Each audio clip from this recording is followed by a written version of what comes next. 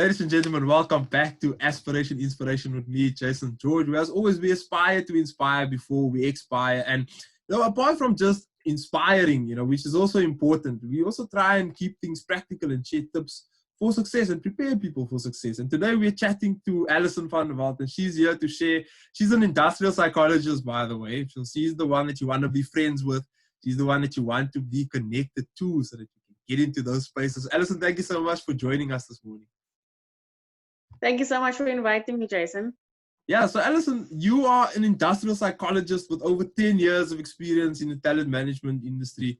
Talk to us a bit about, what you do, who is Allison van Walt, and, just share with us, as an intro. Do you want me to start with my personal story first? I think that will give a nice basis. Or do you want me to jump straight into you want me to jump straight into my career and what I do, and then afterwards go into my first? Okay, cool. Okay. So I've got 12 years experience in talent management. Yes, I'm a registered industrial psychologist. I've been registered for the last 5 years.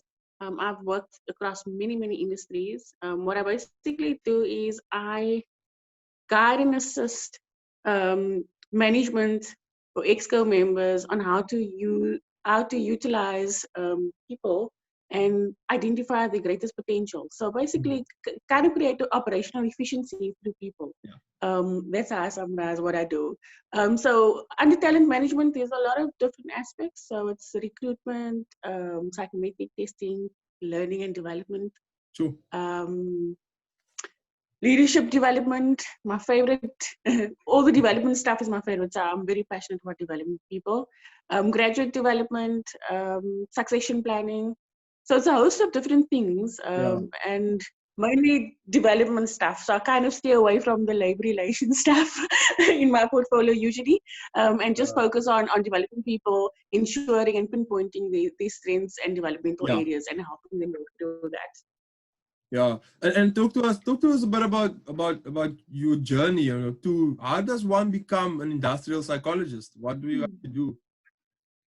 Okay, so the undergrad is industrial psychology. So you can, I did, with my story, I did my undergrad at UCT. I was lucky enough to get into UCT. And when I tell you my personal story, I'll link that. Then I did honors at UNISA.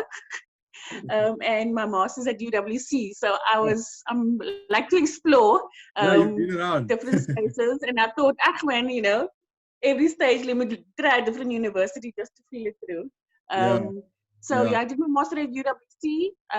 Immediately, you then need to do a year internship. With my internship, it was very, very hard to find an internship.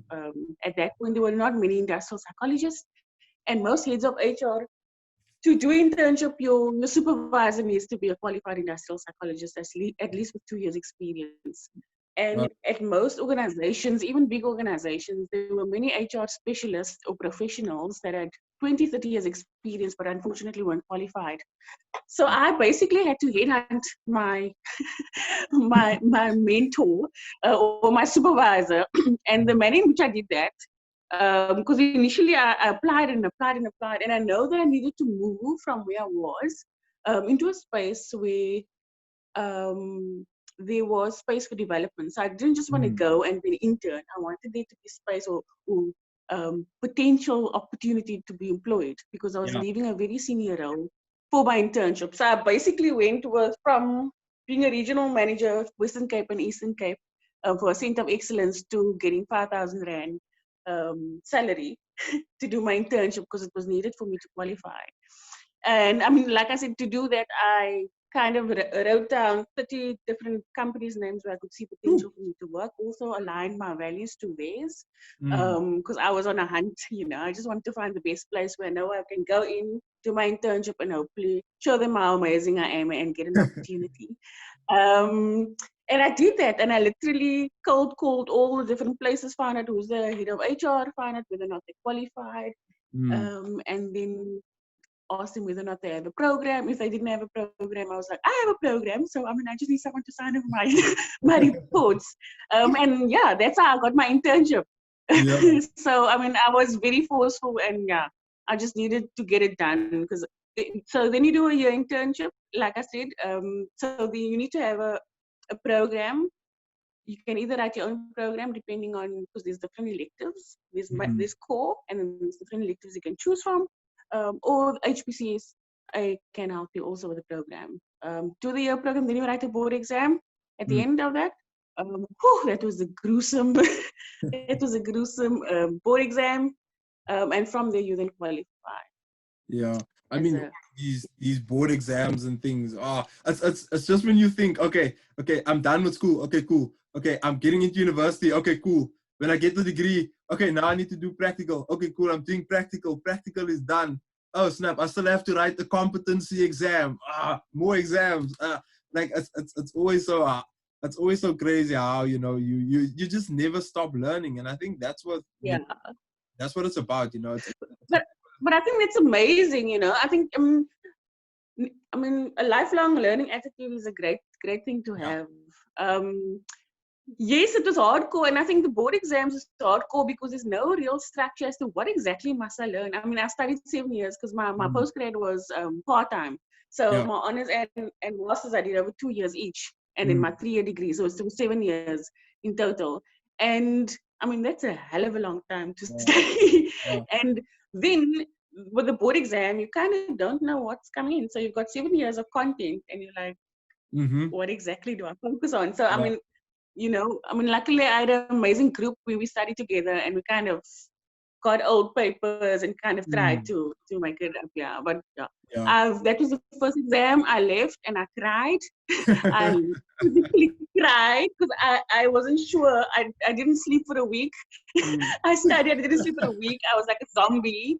And after the exam, we just feel completely depleted. Like everything's just out of your head. Like, and you just like, just pray and hope that something comes of it. So I mean, that was really crazy. But I got 85% for my exam, so yeah. That's great. That's great. not too shabby. Great.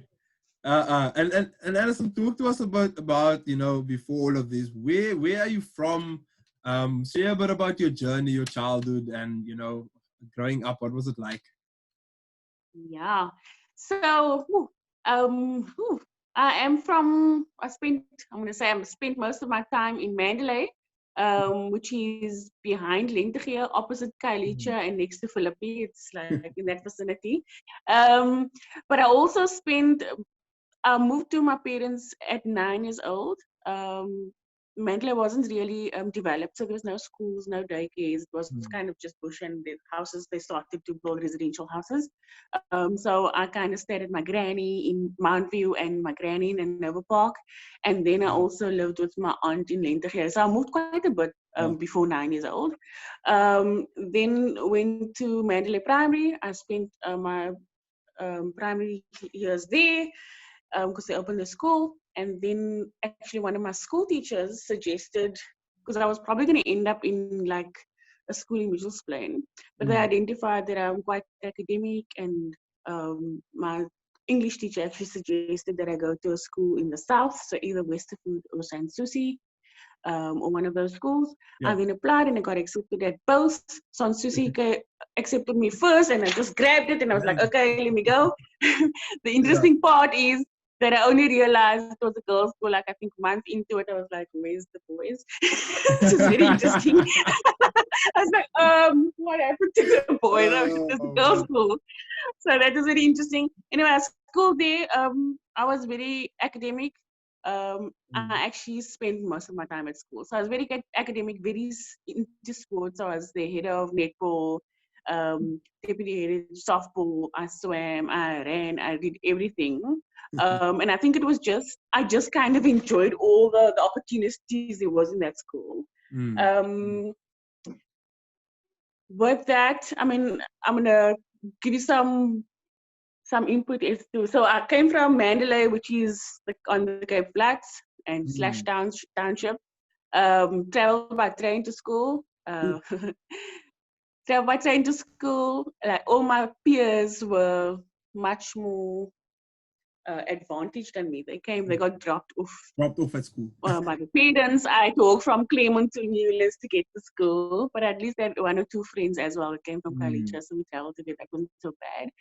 I mean, they already, you could feel the difference. I mean, you know, I mean, I was grateful for the opportunity, obviously, to go to a Model C school, but you could definitely, I mean, my experience was that I felt different to my peers.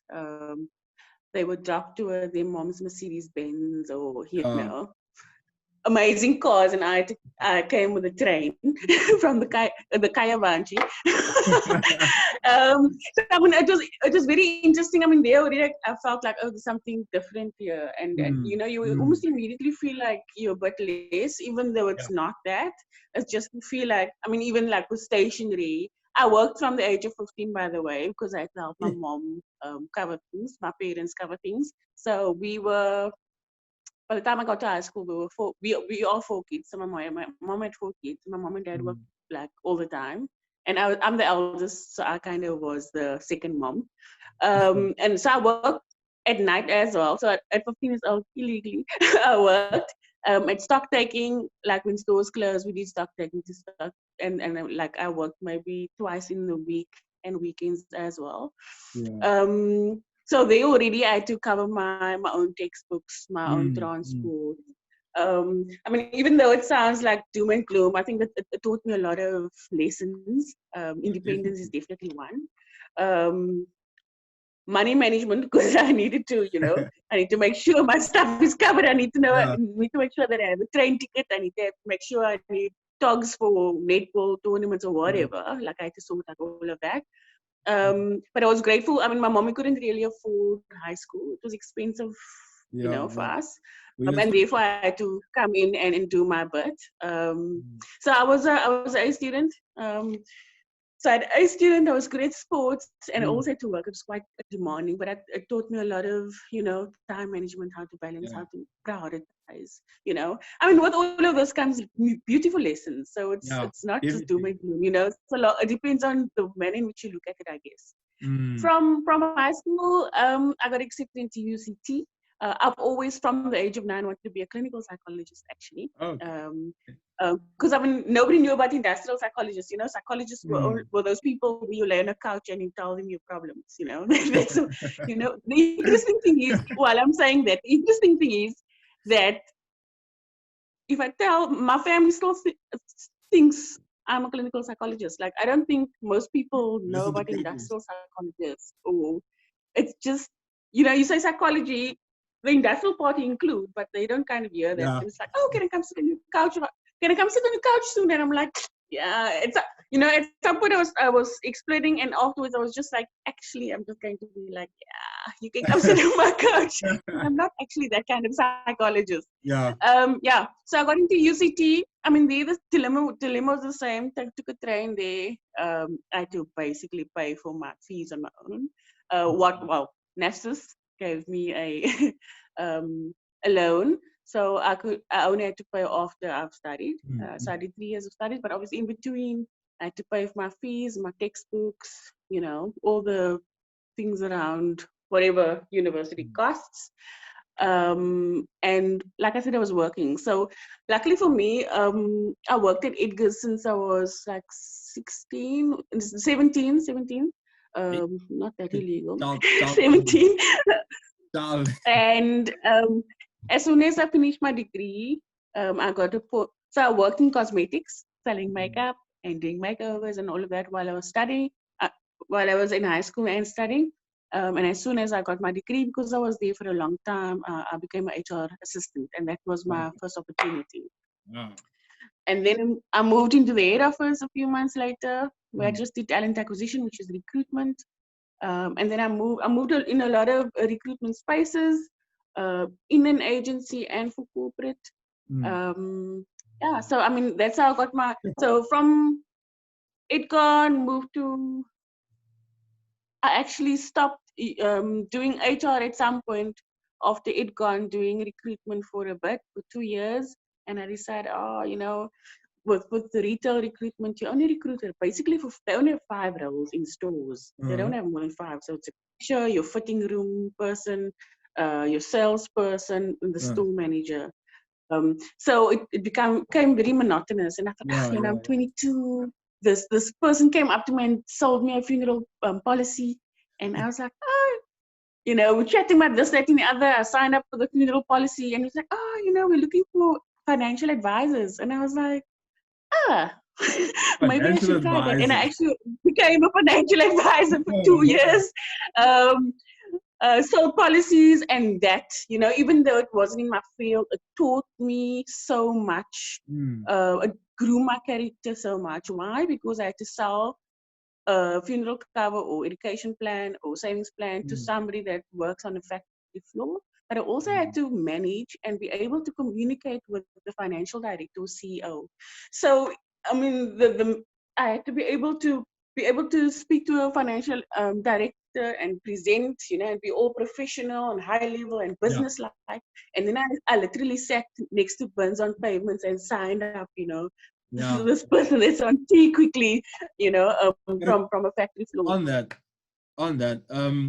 do you think that because of, and I mean, going back to your school career, do you think that you kind of mastered that, the dynamic between going to a posh school, coming from the community that you were from? Because when you go to that school, you see the kid being dropped off in the BMW and the Mercedes and all of those cars, and you have to relate to that class of friends. And then when you get back home, now you need to relate to the other friends at home. Do you think that played a role in, your career moving forward, where you had to now sell those funeral policies or whatever, and speak to, the CEO as well as the, man on the street?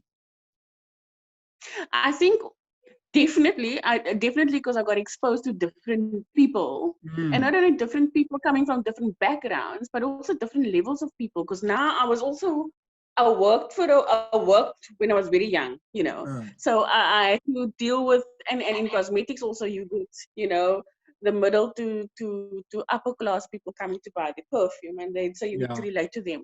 So I think all my experiences kind of Mm. cumulatively added to that. And also because I've moved around, and I think I thought a lot about this because I moved around a lot. Yeah. Communication was my best way to get around, and also reading people. And I think that's why I became a psychologist, because as I moved around, I had to kind of assess my environment. I just assess where I am, because I wasn't with my own family all the time. And Yeah. even though I love the family that I've been with, I was always like the outsider. So I was always like on my own, kind of trying to test things, kind of sussing things out, Mm. and getting on. And I think that also helped me. Um, Also, I love to speak. I love to socialize. Like, I'm that random person that will start speaking to you in the lift. Like, I get a kick out of that, the way people are so awkward in a lift, and I'll be like, Yeah. "Hi, good morning," and people will look at me like, "What the hell are you on?" But I mean, it's just like the crackers, because I mean, lips are usually very tense for no Yeah. reason. It's the Yeah. craziest social thing ever. It And I can mean, be very I find fun in it, mm. Oh, I'll sit next to someone on a bench randomly in Sea Point, and I'll just start a conversation. And weirdly enough, people will respond and start talking to me. Yeah. I mean, I love talking to people. I like to find out people's stories. Mm. For example, I bought a treadmill yesterday because I'm trying to go on this fitness buzz while I've been going on this fitness buzz. And I bought it from an 83-year-old man, and I bought it from Gumtree, and we were Mm. chatting for an hour and a half, and he was showing me his entire house, his glasses. We ended up looking at his glasses and sitting on his patio, and I came to just buy the treadmill. So Mm. I do a lot of random things because Yeah. I like to connect to people. Yeah. Yeah, I love to connect to And people. do you think that, talking about that, do you think that networking is important, especially for young people who may be watching this? Talk to us a bit about that. I think network is the biggest key to success.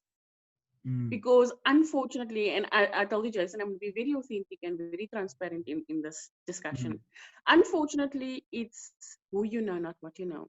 Yeah. And I can be the most brilliant industrial psychologist. I can have 50 years experience. But if Mm. I don't network enough and people know who I am and the quality of what I do and the credibility of what I have done, then I'm not going to get anywhere.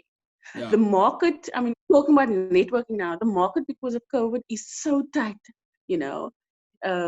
It's extremely tight. I've got about 12, 13 years experience in my field. I'm highly qualified and I'm a Black female. But I can tell you, for the last, say, 3 weeks, I've just been scoping the market. My job is to scope the market because I need to see what the terrain looks like. I need to see what's happening. I need to see what the future skills is like so I can build myself because I'm running a business where I develop future skills and capabilities. And so I'm more on LinkedIn and Facebook. So, I mean, that's my job. It's my life. But the market is so tight. And the market isn't tight because yes, there's no jobs because business is closing, but also the market is starting to get saturated with qualified people. And so what makes you different? Your question should be. So, you know, I mean, in my mom's time, getting to matric was an achievement, right? Getting degrees, like, oh my gosh. Now, you know, there's many of us that have degrees, and many of us that have degrees that are at home. You know, and so I mean, everybody has a piece of paper, but now what makes you different from the next person that has a piece of paper? And so I do a lot of I mentor quite a few youth members ad hocly. I do it very randomly, not in a formal space. And I keep on telling them, you need to network. You need to make yourself visible. And I mean, different fields will require different sides to you to make yourself relevant. You must know where to go. And the only way to know where to go is you need to speak to people in that field. Do you know what I mean? You can't be just on Facebook. Facebook is not a place to play. You play on LinkedIn. You join groups on LinkedIn that's relevant to your field. Like all my information I get from LinkedIn groups, I make sure that I link with people that is not only in my field, because that's not gonna help me grow. I mean, I'm an expert already. I've got 12 years experience, and I'm not blowing my own. I'm just saying we need to widen it, but as well, like in this lockdown, I mean, I work from home, so lockdown didn't hit me as much as most people. Like people have been accustomed to it. So for me, it was that's work. You know, I work from home for 3 years. But what I did was I had a lot downtime because my clients froze recruitment roles. They stopped projects because they were shaken by this whole COVID thing. But what I've done was, obviously, there was a lot of free webinars, which is amazing. So I was like 4 or 5 webinars a day. I felt like I was busy, you know, I was hectically busy on webinars. But I didn't only listen to webinars for talent development or mental illness linked to job loss or, you know, leading through crisis, because that's all in my field. I listened to property webinars. I listened to things that has nothing to do. Last week I did a course on data science at the University of Stellenbosch. Listen, it was eye-opening. But I mean, I committed to myself that I'm going to learn new things. I mean, even I was thinking about learning a new language. You need to upskill yourself. Because at the end of the day, you need to say, oh, by the way, I'm not just an industrial psychologist. I can actually, I can run a team with a data scientist in, because that's futuristic skills. That's artificial intelligence, machine learning, coding, etc., etc. Now I can potentially do that. And when they speak, it's not going to be gibberish. It's going to be like, okay, I understand what that word means. You know what I mean? So we need to think not just about where we are now and equip ourselves for now. We need to think beyond that. But we also need to network. Now, on my LinkedIn profile, because I did what I did, I'm not starting making friends with data scientists, with machine learning experts, with software developers, because I want to learn more. And so we need to constantly reflect, and I'm speaking too much, but we need to constantly reflect and make sure that we're marketable, not just because I'm not making myself marketable only for South Africa, but also globally. In case one day I decide, you know what, it's time for me to pick up and maybe go stay somewhere for a few years. I think, because the market is getting smaller and smaller. What do you have to give? Because it's already tough now in the marketplace, right? That is really tough, and it's just South Africa. Now imagine it's getting smaller and smaller, and now people are starting to cross. I mean, you can get a call center from India, and you don't have to employ anybody in South Africa. Do you know what I mean? In Croatia, you can get developers, etc., etc., etc. So what makes you different, and why does the employer need to employ you? and not that person from India that's going to Yeah. charge them 100,000 rand less or whatever Yeah. the story might be. Definitely. And I think if So it's anything, something that one needs to think about.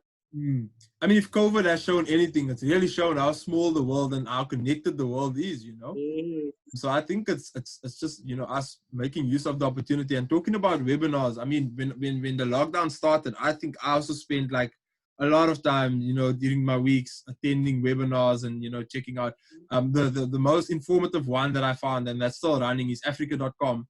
And they run amazing webinars and always giving, you know, COVID updates and what different, but it's more on policy development and what business is doing, Yes. you know, what governments are doing, what, you know, young people's innovations are. They had like a business competition, almost like Dragon's Den type of thing going, and it was really cool. It's amazing. So yeah, so I agree with you. You know, it's time to get informed, to stay up to date with what's happening, to empower yourself. You know, and Yes. talking about empowerment. Well, before talking about empowerment, you mentioned something that I've always wondered. You know, and I think many people wonder, and I think it's important to cover. You spend a lot of time on LinkedIn. How important is social media for recruiters? Woo! That's the only leverage that recruiters look at your CV. Definitely, they have to. If you become on the shortlist, the first thing they go is Facebook, Instagram. They check you out, you know. And I mean, you know, Facebook and Instagram it's a personal thing, but you can tell a lot about someone if you go look into their Facebook page. And unfortunately, one comes biased and you kind of create your own assumptions and about that. So I mean, suggestions, kind of try and keep weird pictures and weird stuff off your Facebook if you're looking for a job, or block it so that public can't see it if you don't, you know, don't want that. But literally, I mean, people Google your name and whatever comes up, comes up. So you need to think about things holistically. I mean, you think it's just a post or whatever, or a comment or opinion about something. But you think about it holistically, you know. I mean, you asked me to, I can quickly dip into CVs as well. We can might as well go there now, seeing that you're on the social media. Yeah, definitely. So with the CV, not only now CV, because now social media plays a huge role. You basically, that is the manner in which you're selling yourself to an organization. So that is a representation of who you are, you know. And one can think, man, it's just a 2-pager. I would suggest a 2-pager, just by the way, and not like 10 pages, because nobody's going to go through that if you have like 1,000 applications. But it's literally your CV needs to represent who you are. I can look at a CV, and I mean, this is obviously after many years of doing recruitment. I can look at a CV and I can say, okay, this person is methodical. You can see it's very in line. The structure, and I'm just looking at the structure. I'm not even looking at the content yet. The structure, the flow of it. So the person's logical. You can pick up those things from a CV. And how if your CV is ditzy and all over the place, it will be like, oh, you know, I'm feeling a bit uncomfortable. It's a bit. So I mean, make sure that your CV is logical, flowing. Obviously, you should be seeing a difference between if you recruit for a creative writer versus a lawyer. You should be seeing, or a creative writer and a finance director. If you don't see a difference, then it's odd. There must be a difference. A creative writer, you will see this is a creative person, because a person will express themselves like that on your CV, or you should see it. So, I mean, to represent yourself, make sure that the 2-page document is who you are, and you feel comfortable that this 2 pages is going to represent who I am. The same with your social media, the same with the Instagram picture. Comment and add things on your social media that reflects who you are. I mean, your opinions are important, so people can see, oh, you're actually interested in school feeding programs. You actually interested in, and it's random. You think it's random, but it's not random. It's actually, you know, what you attract and what you're pulling in your profile. That kind of assumption of. So I think it's actually extremely important. Yeah, I think the algorithms are very important when it comes to social media, you know. And when I look at something like LinkedIn is also becoming a bit scary now, because now you can see, I mean, obviously in LinkedIn, you can see who's viewed your profile. You can see who's looking at you if someone accesses your profile. So that's why I always try to, keep that up to date and, keep it, to things that I'm interested in and things that are in line kind of with my career. And you can see what the person has liked. You can see where they've commented. You can see the activity on LinkedIn, which is a bit more, I mean, on Facebook, yeah, you can track activity, but, things that feed through your timeline are not as, and people are probably not really as interested in that. But as with LinkedIn, I find that a lot of people actually look at what other people post. And, you get the like, and that like then, shows it to the other person's connections because this person did something on this post. So then your connections start up. Whereas on Facebook, it's not as immediate. And on Instagram, it's not as immediate. But LinkedIn, it can be brutal also sometimes. The thing is, and I think people post on, people add their profile on LinkedIn because you can get a job from LinkedIn, right? Because that's where people recruit from. But don't forget that LinkedIn is a networking tool. So I really do random things. So I mean, like I said, I spend a lot of time on LinkedIn, and I need to know how it works so that it can benefit me, and benefit my clients. But I randomly say hi to people. Like these four, I had a few discussions with potential employers, and I reach out to I find out who the head of department is, and I'm like, hi, let's quickly chat. Or quickly, let me scope you out. That's also what I do. Scope you out before I chat with you. So okay, cool. So we can relate in this way because we've got this in common. We've got that in common. I mean, the thing is, at the end of the day, let's just be honest with ourselves. You're going for a job interview, yes, but you also need to interview them because you need to make sure that place is for you. You know, it shouldn't be a job; it should be a career. So it should be okay. So you seeing whether or not or have the competencies for this job, yes. But also remember, I need to see whether or not our values align, whether our values align, and whether or not I'm going to be happy. And you as my potential boss, whether or not we're going to get along, because you spend 70 to 80% of your time at work, and even when you get home, you're still working in your head. I mean, you need to be happy. So you need to choose a place. And I know it's hard because it's the market's really tough now, but you must also remember 80% of your day is a lot of time. And happiness and peace of mind should also be a top priority, not just money. And Allison, so you mentioned earlier about finding it difficult to find an internship after you've studied. What can someone do practically to better prepare themselves or to improve their CV so that they can stand a chance to get into these internships after studying? That's a tough question because, like I said, the market is saturated. And like I said, like everybody, like there's a lot of people. I think it was 29% the last time I checked of unemployed graduates. That's a huge number. That's a huge number. So and depending on which field you are will depend on how rare or not so rare the internships are, because depending on the skills needed, in South Africa, because that's what it's all about, And also the sad thing is there's a lot of graduate programs. I'm off the top, but I'll come back now. There's a lot of graduate programs that's just that, graduate programs that don't necessarily have a beyond graduate where like, okay, you can come for the graduate program and then we actually have space for all of you to get a job. Usually it's just about 15 to 20% that actually get placed, which is really sad.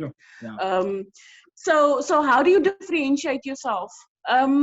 Like I said, I mean, with also doing graduate recruitment for a very long time, how do you do that? So I mean, what I did, and maybe this will help, what I did when I sifted or filtered through applications was checking whether or not people went beyond, like, what did they do?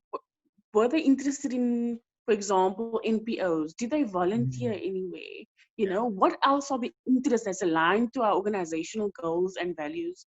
Like, are they going to fit in? Or did they just study and now they're just sitting and praying and waiting for an internship to fall in the lap? Like, what extra did they go? If they, for example, an accountant, did they actually go do pro bono work on the side or do a little VAC work somewhere, or did they go do books for an NPO, just to kind of go practice their skill? Or did they literally just study and play Fortnite or whatever, I mean, so you can see that, right? It sounds funny, but it's actually, you need to be Yeah. deliberate, you need to be deliberate. And also the networking. Like I said, like if there's 100 applications and I only have 10, well, if there's 1,000, because that's more reasonable. If there's 1,000 applications, I only have 10 roles. Everybody has a degree. What do you want me to do? How do you want me to get the filter? Yeah. Okay, now let's have application questions to say. Like, so what do you do with your spare time, for example? Or send me a link to the project, or what projects have you been part of? Mm. And that says a lot. Yeah. So you must be holistic. You're not just completely. That's what I'm telling you. I don't just do webinars for my field. I go beyond. And it's not just my CVs, because I've got interest beyond that, because you never know where the gaps are in different fields we can just plug in and create. Yeah. The world is all connected, and we need to realize that and not just be narrow-minded. Yeah. Thank So you yeah, so I mean, on your CV for internships, and also be assertive. I mean, there's nothing wrong with you picking up the phone and saying, I'm an accountant and I need somewhere to do my internship. Or PwC, hello, how are you doing? What do you have opportunities? Yeah. Can we have coffee or whatever? Yeah. And people appreciate that, because there's not many people that are deliberate in their growth. That goes out and say, you know what? I know I'm an average student, but I'm bloody amazing. Because let me tell you, like even in my graduate recruitment, yes, it's amazing to get A's and distinctions in all your subjects. But like you would also now agree with me, hopefully, Jason, is that when you move from university and you come into the real world, it's a completely different world.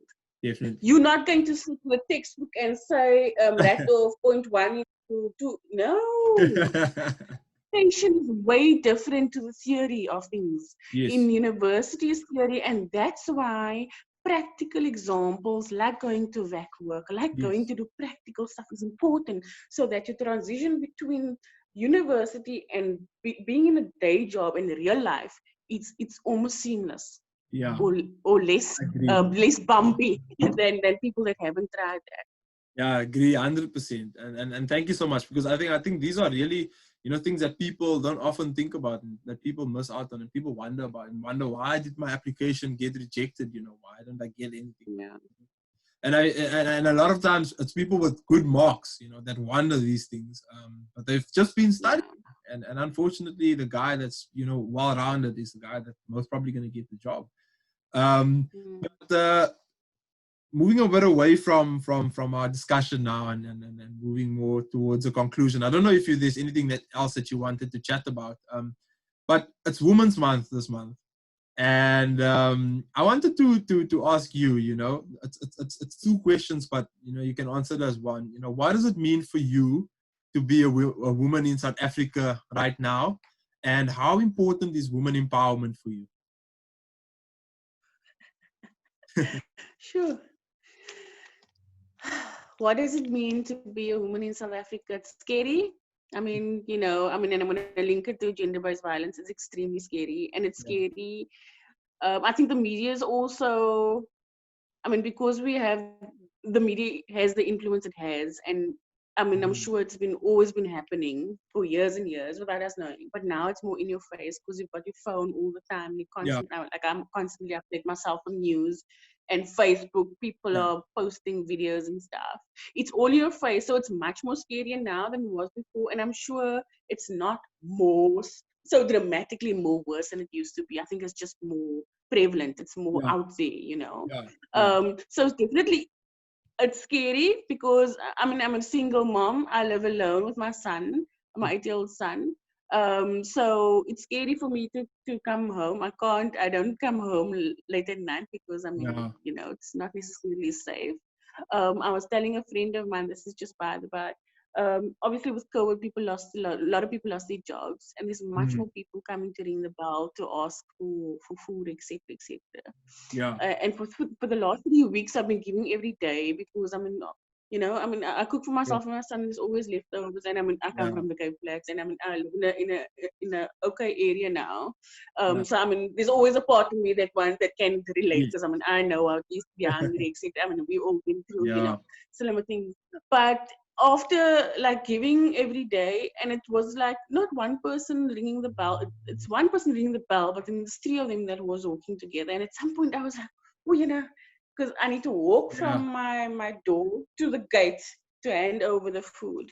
And I was thinking, you know what, I so much want to give still, but I'm also scared for my safety, because one of them can just jump over and then it's tickets for Yeah. me, then it's done, and now I need to weigh up.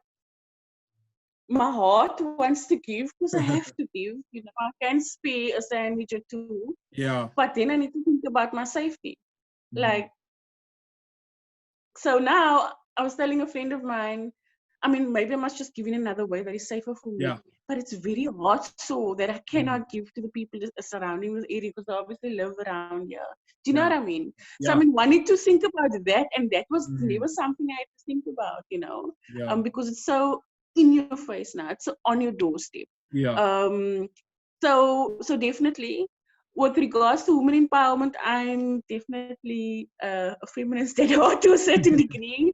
I'm definitely go for women empowerment. I've got an amazing group of phenomenal women that I network with all across industries, all across businesses, and we lift each other up. And I will encourage other women that can lift other women up definitely to do so. We always have the stigma where, when we have one of our own on top, they don't necessarily help the other one up because they want to keep their space, because there's not a lot of space for our people on top. Yeah. And I've definitely experienced that in my different corporate roles that I've been in.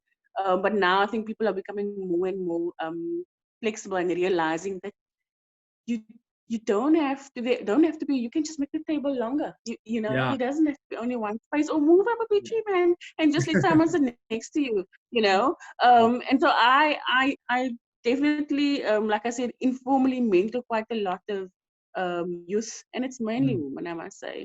And I mean, it's really close to my heart, Yeah. because I think the my purpose in life is to be the person that I needed when I was younger.